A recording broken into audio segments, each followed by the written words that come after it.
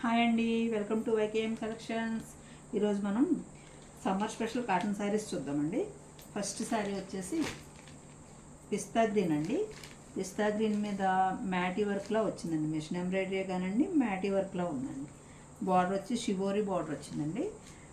శారీ అంతా ప్లెయిన్ వస్తుందండి. ఇది పళ్ళు అండి. పళ్ళు షిబోరీ పళ్ళు వచ్చిందండి. దీనికి పళ్ళు టైపు బ్లౌజ్ వస్తుందండి. బార్డర్ పళ్ళు టైప్లో బ్లౌజ్ ఉంటుందండి. సారీ అంతా ఇలా వర్క్ వస్తుంది.